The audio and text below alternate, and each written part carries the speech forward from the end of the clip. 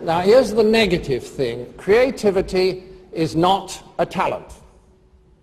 It is not a talent. It is a way of operating. So, how many actors does it take to screw in a light bulb? Answer, thousands. Only one to do it, but thousands to say, I could have done that. How many Jewish mothers does it take to screw in a light bulb?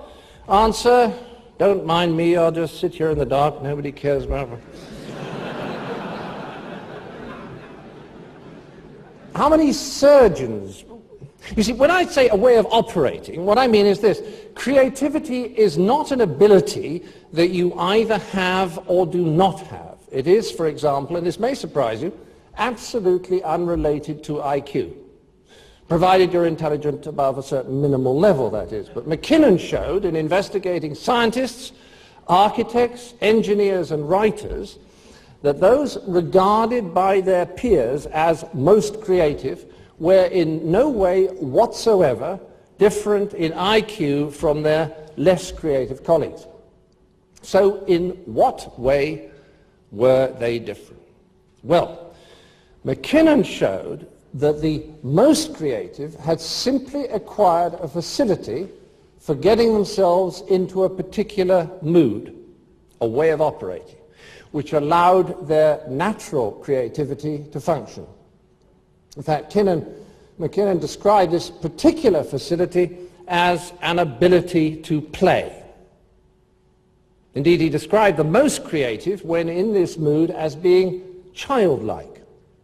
For they were able to play with ideas, to explore them, not for any immediate practical purpose, but just for enjoyment. Play for its own sake. Now, about this mood, I'm working at the moment with Dr. Robin Skinner on a successor to our psychiatry book, Families and How to Survive Them. We're comparing the ways in which psychologically healthy families function, and then the ways in which such families function with the ways in which the most successful corporations and organizations function. And we become fascinated by the fact that we can usefully describe the way in which people function at work in terms of two modes, open and closed. So what I can just add now is that creativity is not possible in the closed mode. Okay?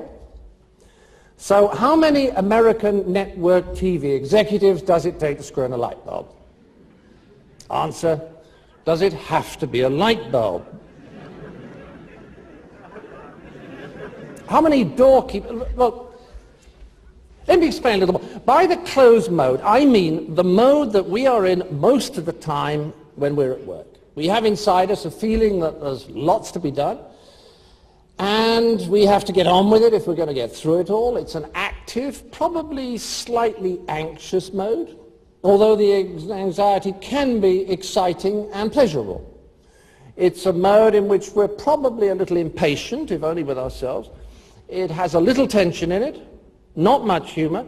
It's a mode in which we're very purposeful, and it's a mode in which we can get very stressed and even a bit manic, but not creative. By contrast, the open mode is a relaxed, expansive, less purposeful mode, in which we're probably more contemplative, more inclined to humor, which always accompanies a wider perspective, and consequently more playful.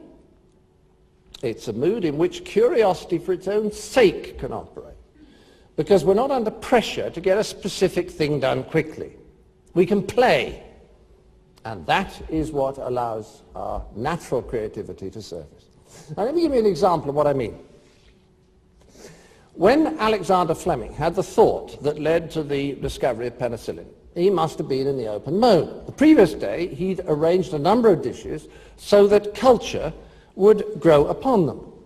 On the day in question, he glanced at the dishes, and he discovered that on one of them, no culture had appeared. Now, if he'd been in the closed mode, he would have been so focused upon his need for dishes with cultures grown upon them, that when he saw that one dish was of no use to him for that purpose, he would quite simply have thrown it away. But thank goodness He was in the open mode, so he became curious about why the culture had not grown on this particular dish.